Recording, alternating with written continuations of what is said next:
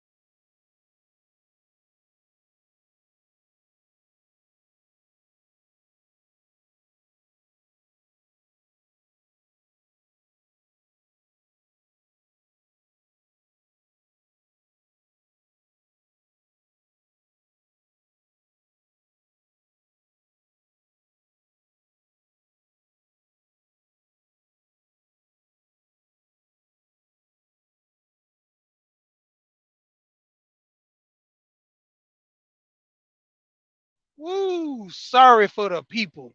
Yeah, I got a call about money. I gotta get these calls when they come be about this money. But it's kind of odd. You know, was on the panel. Shout out to Fighter this morning. Fighter Complex. He had a good panel. It started off talking about the Mayweather fight, and we was going toe to toe in there. What's going on. But it was a good thing though, man. You know, started off easy going. You know, dealing with the guys because fighter. I think he's Puerto Rican, so the Puerto Ricans and the Latinos they go hang over there fighter complex. You know, the Dominicans, the Mexicans, and the I think they call them Panamanian Panamanian, Panama mixed with African American, just all the mix and full descent from that area. They was all over there kicking it and everything, and the discussion was open, talking about just in general, it was supposed to be about boxing, and it went completely left field.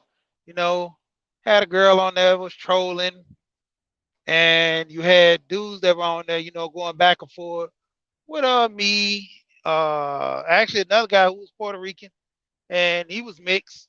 Um, Basically explaining how black people, are trying to wait on this reparations, and they ain't gonna get it. And my thing is to be, it's gonna come, but it's not gonna come the way we want. It's not gonna come in our generation. So I think probably what 50. Ah, I say what?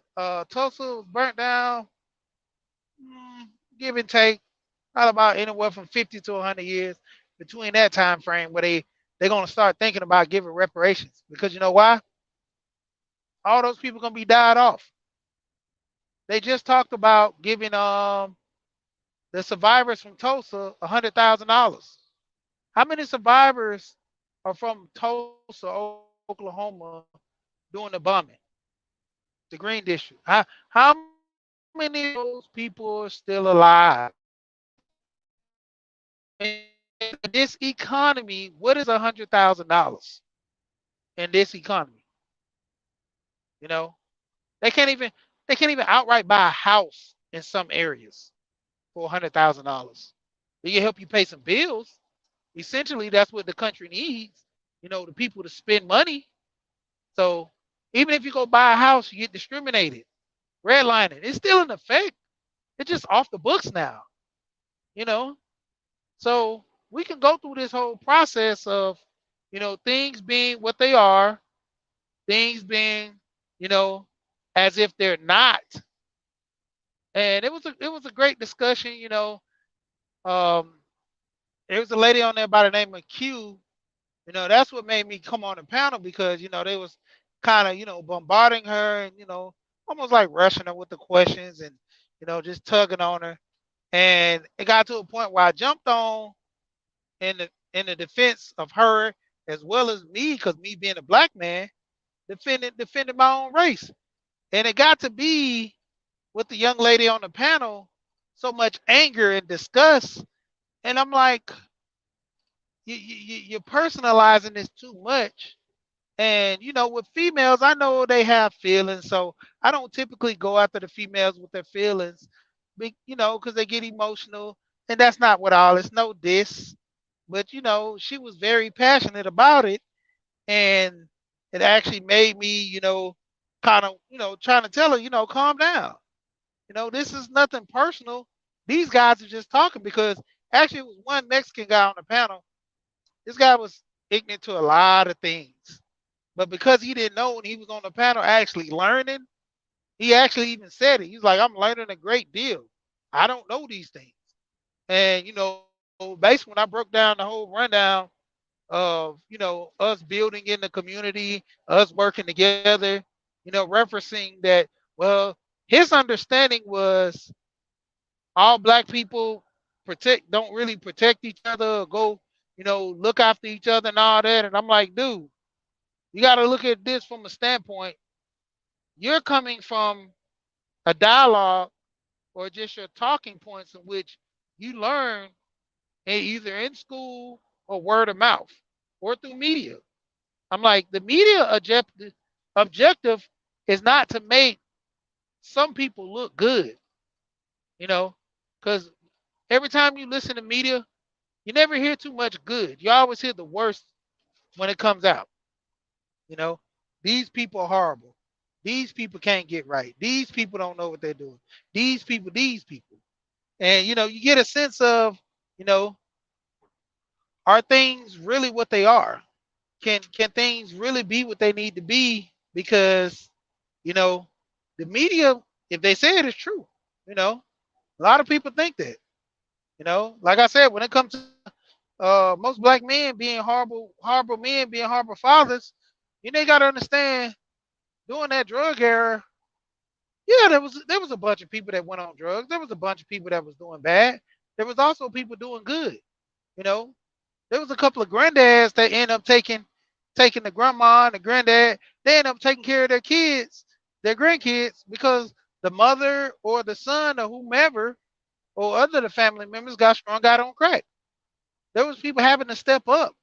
So it's not necessarily a gender thing that we always push, this man versus woman. It was a family dynamic that stepped in. Even if they were single and didn't have anybody, they still stepped in the gap and look after those kids.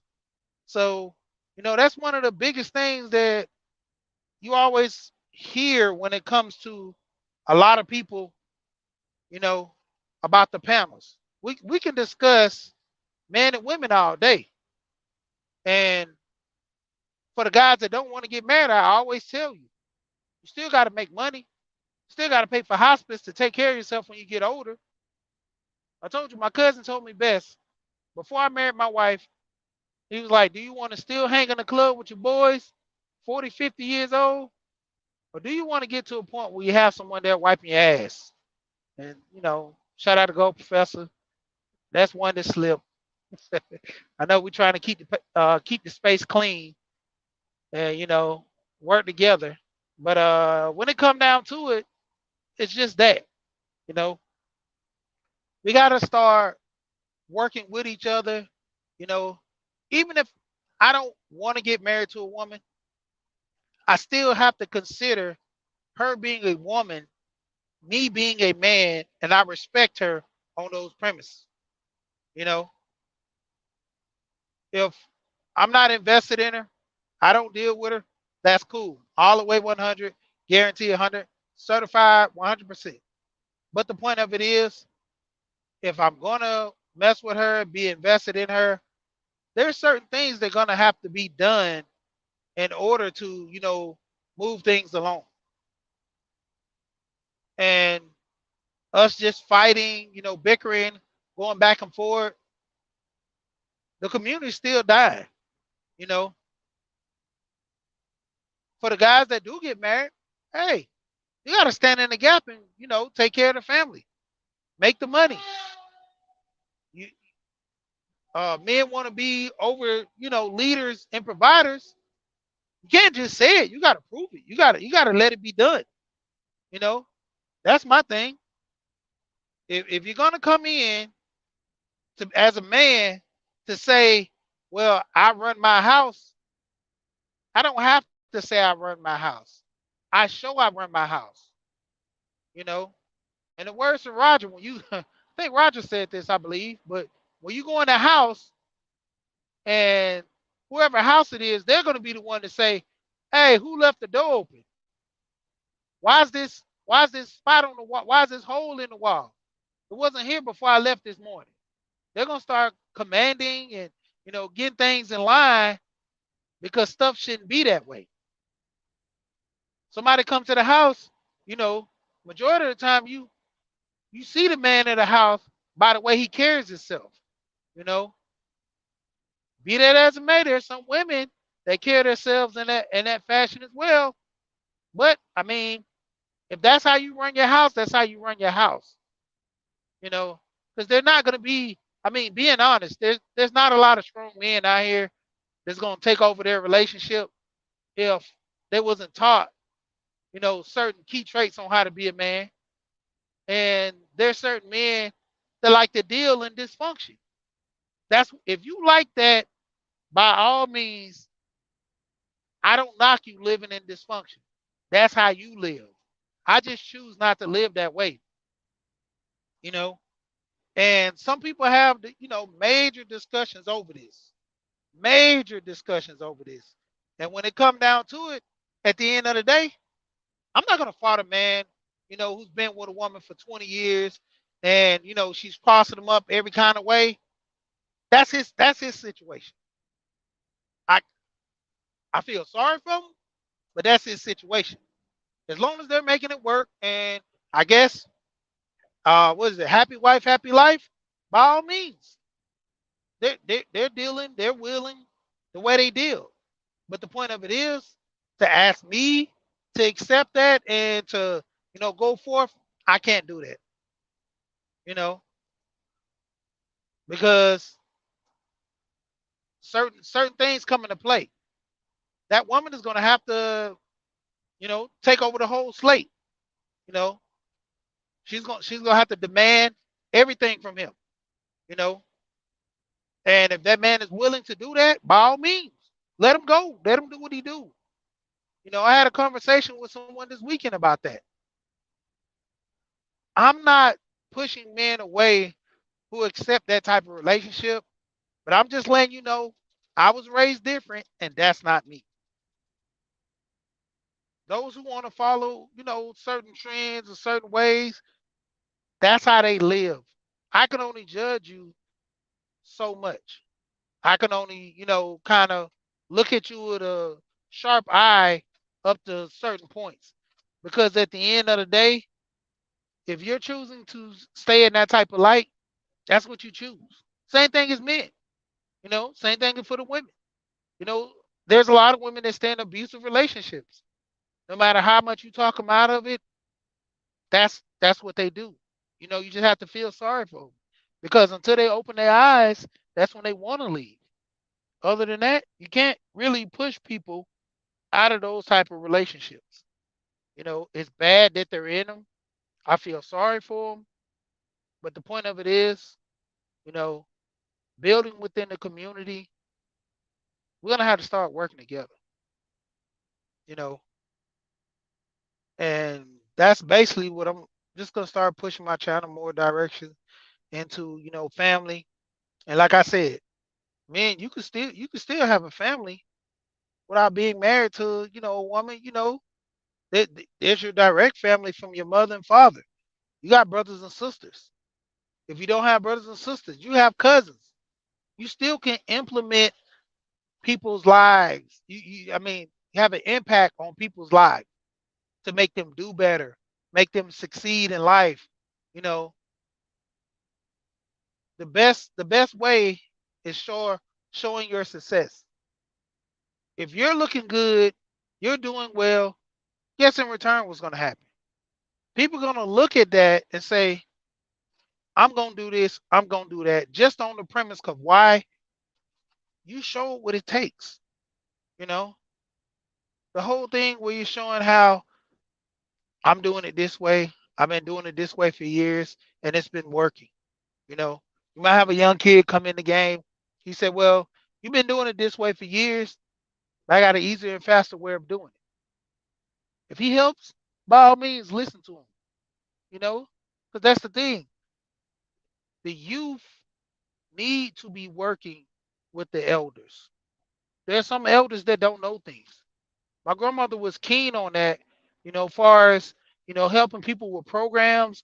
This old lady just learning about different programs, watching on TV, word of mouth, and she's pushing it through people in church or people in the family, helping people. Hey, look, they got this program. Uh, you do this, you do that, qualify for this. Look, let me show you how to do it. If you need any help, contact me. I'll help you the best way I can. You know, LAR talked about this earlier. This Highlander syndrome, to the point where it can only be one. Like, that's where it's starting to come to for the people that rise to the top, the cream of the crop, the people that not just making 100,000 but over that mark. They tend to keep the knowledge for themselves, you know, because it's good when you're representing the family or community as the big guy. And a lot of people are not noticing that when you're doing that, you can help some people you can't help. I mean, I'm 100% with that. I've tried to help people. They didn't listen, they took different paths. By all means, if you try, hey, good to you. But for the ones that want to keep the knowledge, don't want to spread it, you know, when you die, your wealth dies with you. All you're doing is starting to make debt for the next person that's coming behind you or coming to help you. You know, talked about it with Alonzo. I push this insurance thing real big because I really try to get people to understand, as far as with the insurance, that if you're gonna do insurance and you're gonna, kind of push this towards the family, helping them out and stuff, you're gonna need to open your eyes and figure out different options. You know, it's one thing to get the insurance, and then it's another thing to actually have this insurance in play to where you can have your kids benefit from it. I talked about the story where there was a young man got like $5 million from a life insurance policy. Parents did the ultimate thing by doing that for him. But the bad part was he wasn't taught savings. He wasn't taught some type of financial structure. So ultimately, he spent all the money within like a year and a half, balling out, got a Ferrari, all this stuff. But when it comes down to it, what is going to be the the issue at play to where you start a business? You even have life insurance. You have all this stuff for your kids. Your kids don't want nothing but the money. They sell off the business. They sell off 3, 4 houses that you had that had the money coming in. Because when your parents die and they don't have no type of will or no type of structure which they gave to the kids, these kids are selling things off like crazy. I was talking to an older man on the west side of Atlanta. He's like, I don't have no kids. So when it come down to it, I'm gonna have to take my property and I'm gonna have to give it to one of my nephews. My brother got kids, so I have to give it to them. He's like, the crazy part is when it comes down to it, I lost out on the kids. I have a plan in which I want to, help my nieces and nephews, but they hard headed. I'm just thinking they're gonna take the property and sell it once I die. I was like, well, why leave it to them? He's like, well, who I'm gonna give it to? I say, do you have friends? Do you have, neighbors' kids or something like that? Or somebody that can benefit off of staying in a house that's paid off. You know, if the kids knowingly gonna get rid of the house and the value, excuse me, the value on the house is just going up every year. And this guy knows this. But the point of it is just to have property and to do certain things, not even order to know what are you going to be doing. Like you got the property, you don't have no kids. Like what are your goals in mind to increase someone else's life because your life is almost over. You know, there's people who have kids, they got things in play. There's people who have kids that don't have things in play. Use my wife's grandmother for an example. She's already paid for everything for she's 92 years old.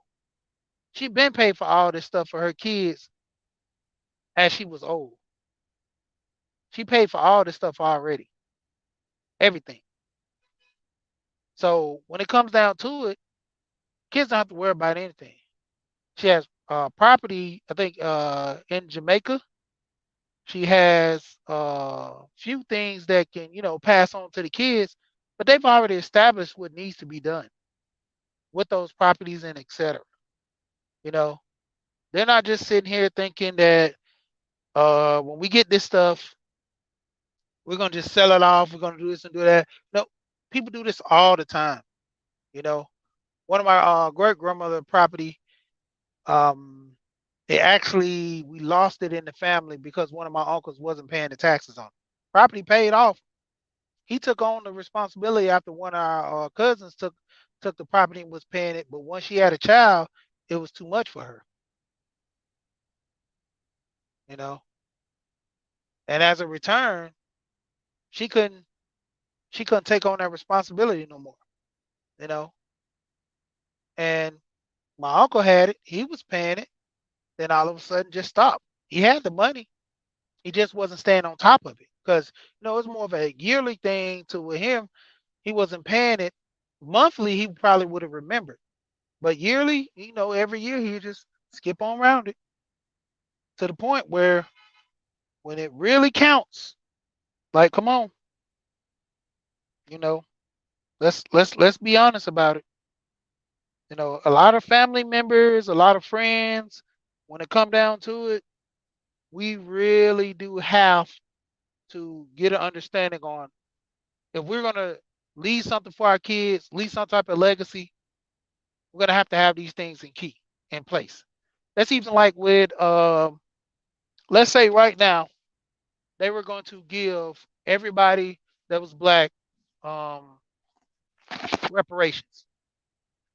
How could most of us prove it? How could most of us prove we can't just say I'm black because my daddy black? Where's the lineage? Where's the history? Who in the family still talks about their great grandfather? Who who has information on their family?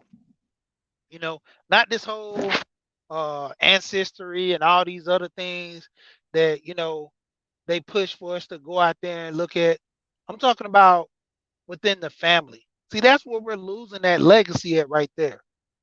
To where I can go talk to a aunt and she can tell me everything all the way down. I have a cousin down in Greenville, Georgia, where my family's from. She has a book showing all our history of our families. I told her I'm coming down there for a copy of that book. Once I found that out, she said, "Well, I'll mail it to you." I said, "If you don't mail it to me within a couple of months, I'm coming down there." Because she even has pictures of the family, like locks of hair and all this stuff. And I'm like, wow, you know. I heard this guy, I watched this guy, dang, his name is Carwell. I think it's Daniel Carwell. He does He does like the ancestry and genealogy stuff like that. I can't remember this guy now. I used to watch this guy real heavy. Then I started switching different with the channels and stuff. But mainly, this guy, he spoke mainly on your heritage, knowing who and what you're dealing with, and it's heavy. Like when it comes to a point, you don't know where you came from, you know, and that speaks volume to me, in which where I do better for my life because I know my ancestors the way they came up through the struggle and the way they achieved certain things. Throughout every generation, all my family members own business. I've actually owned two businesses. It was a headache. You're dealing with people. Sometimes you got to just let it go, but that doesn't stop you. You can't keep going and make the process of starting all over again. Think of something different. Or maybe you can find out what you did wrong to make that business increase. You know, how many people when they did blacksmith back in the day, they would go do home stuff, go around fixing people fences and creating certain things. People who did craft, plumbing, all that stuff, you know, making making a job out of a job when you're at work, you know, finding out everything that you can do, make a little extra money. I like how Kevin always pushes this men should be working 60, 70 hours a week stuff because if you're broke and you're behind on bills, you got to take a step ahead. You got to do extra work, you know. If you can't get in extra hours at your job, go get a part-time, you know, 4 hours a day, you know. Even if that, just find a job on the weekend. How can you have fun and you broke? I see so many people like living off credit cards and, trying to make ends meet. Sometimes you go through a slump. I've been through a slump. I'm in a position now to where I'm just gonna go get me another job. It's just that this job was more efficient for me when I was on a different schedule. But now that they changed my schedule, I can't make the extra money that I want to make, so I don't need to be here anymore. You know, I go get another job making way more money. I took a job for less pay so I can make more money on the back end. You know, the funny part when like last year was booming. Like I literally doing 6 hours, come in at work at 6, getting off by 11 and 12.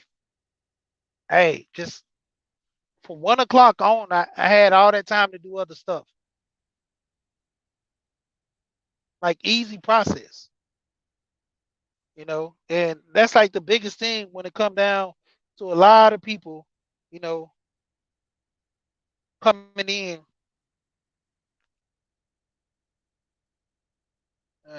Lose my thought. That's why I try to stay out of the chat.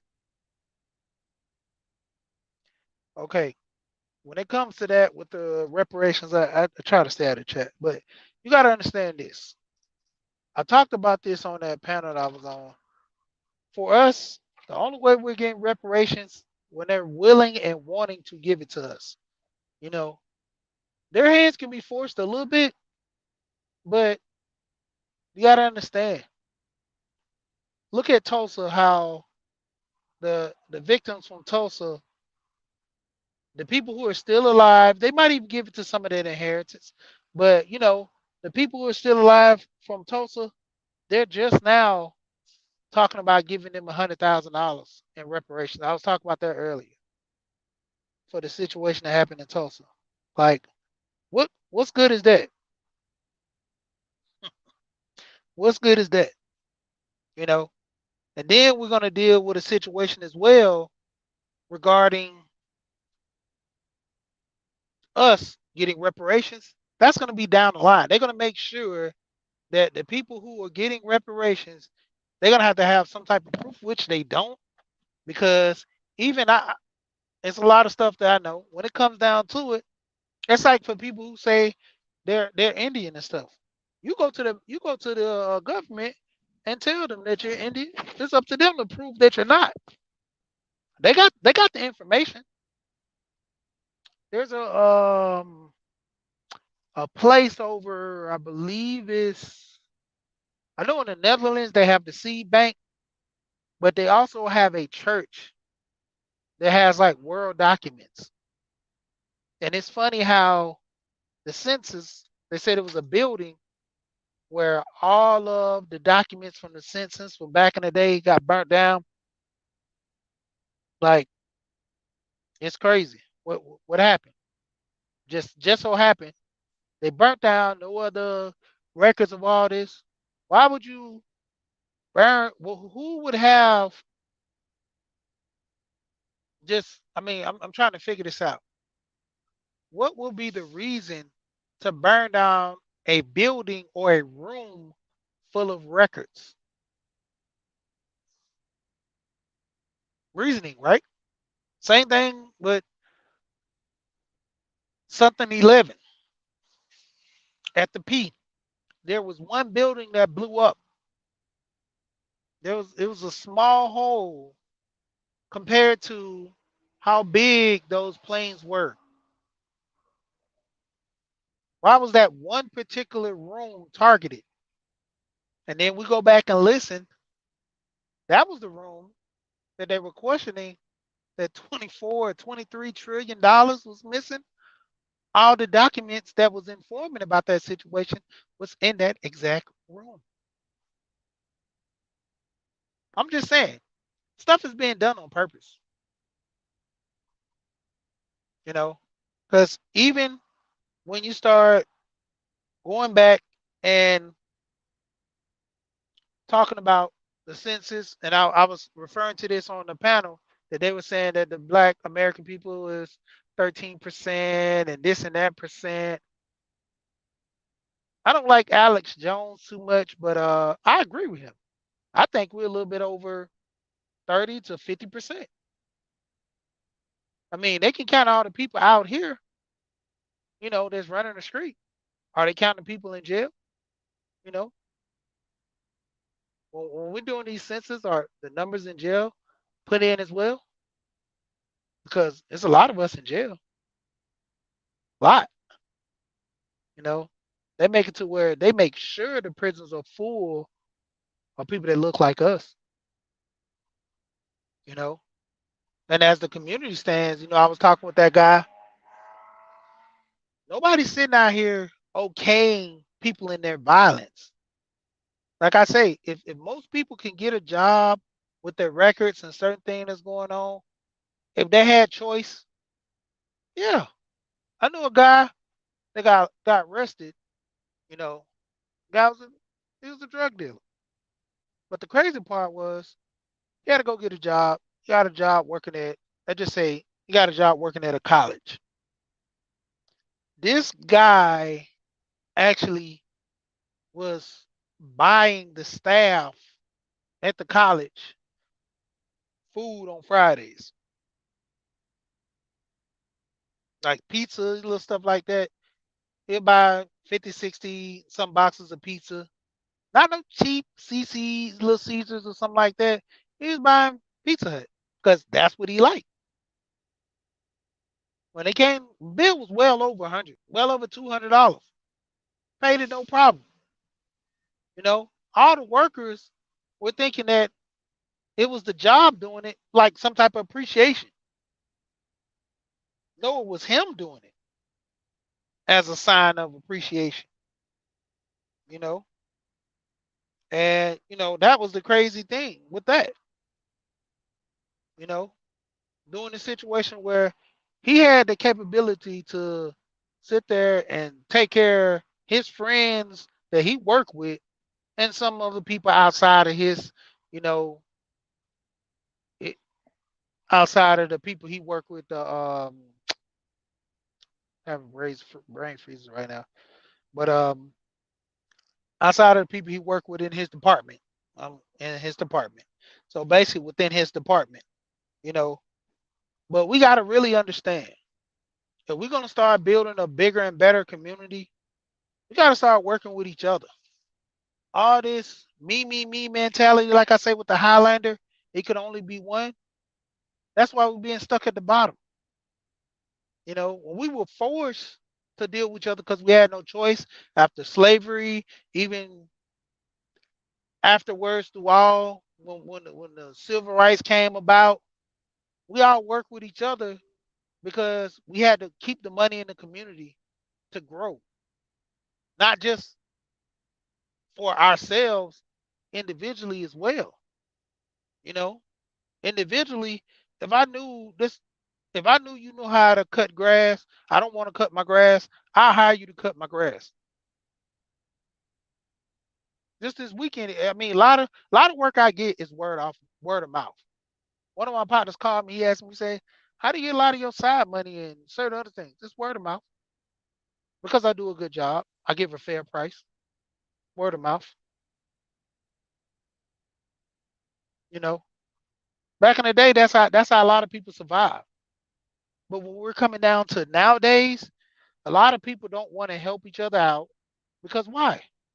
We have people that don't want to do a good job, don't want to give another black man 100%.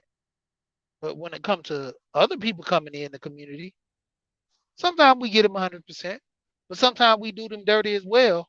But then we cry, nobody supports each other. You know, if you're doing me dirty, if you're constantly, belittling me or, kind of just ripping everything up, how am I supposed to work with you? How can I work with you and you only want to work with me when it's a benefit? When I'm spending money with you, you're screaming black dollars. But when I'm not spending money with you, you say, get away from me. I don't want to deal with you. You know, even with people with restaurants, they've always talk about supporting the black restaurants. But then you go in there, you have to deal with attitudes. You have to deal with horrible customer service. But the food is great, but you got to deal with all this attitude. Support black business with a smile. They might drop your food. They might stick their finger in your drink because you did them wrong. They might throw a Louis in there or something. Spit for people who don't know. But to the point, we have to support black business. You know, go into not even just restaurants, car wash. A lot of guys do car washes on the side. They'll sit there, first car wash, spick and span your junk, clean the dashboard, do the tires, do everything. Interiors, spick and span. They might give you an entry price, $75 for the whole car being done. Sometimes you don't want the whole car did. You just want the outside did. Cool. Then if you go get the car did on the inside, the next time they do the outside, wipe off your dashboard, or they didn't wipe off your dashboard. They just vacuum your seats. Don't wipe off your dashboard, dust all on there. $75. But when you go jump in there, hey man, you didn't do none of the dashboard. See, that's extra. When did you charge extra? See, I gonna do it this time, but then it's extra. But you already knew that the price was 75 for everything. Even if you change the price, you don't even tell them ahead of time, hey man, you know that the $75 last time, man, I had to go up on my price. Cool, still do it because I need it done. Nah, you just in a rush because you want to get to the next customer. You're not doing it. Say you cut grass, you know, in the community. We work with each other. You know, I cut your grass. I trim the hedges, you know, edge it, blow it, all that. That's cool. Next time, I don't do a good job. I'm like, I say something about it. See, he complaining. See, that's why we can't do stuff with black people. You want extra. I'll pay for it. I just want you to do a good job. Where's the attitude coming from? You know? But then we get back to that. You're supposed to be doing it because we black people only when it's convenient for you. Like within the community, that's the only way we can build. We got to work with each other. Working against each other is not going to help the community. Go Professor, he did a bill on this. The community versus the neighborhood. The community, that's where you go to get the help. The neighborhood is where you go to have fun, you know. And a lot of people don't understand that. In those neighborhoods, that's where we go to have fun. We kick it, you know, the hood parties, you know what I'm saying? Hood day, out there alley wild going crazy. But in that community, you have to cut the music off at a certain time. Parties, it can't be done. Even if you have a party, you gotta let everybody know around there that your party's gonna carry over to the late hours. And if it's an issue, come contact me. You won't have to call the police because that's the way the community works. We work with each other. But that neighborhood, let you go to a party after 10.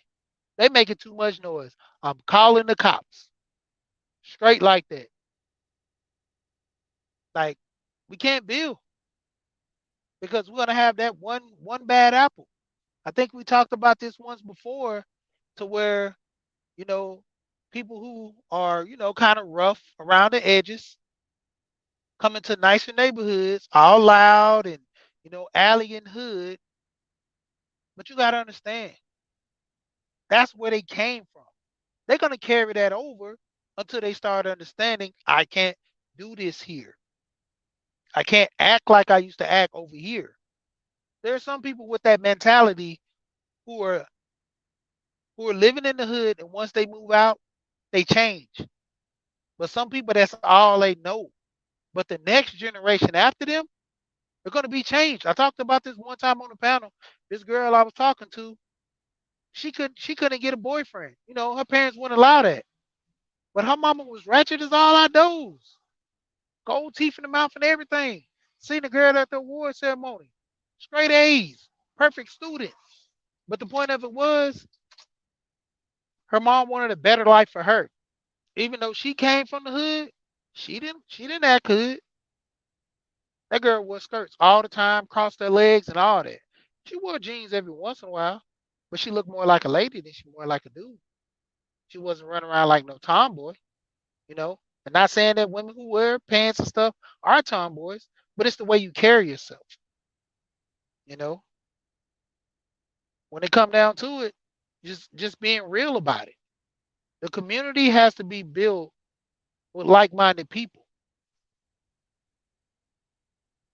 Even the people that do come inside the community and don't know, they have to be taught.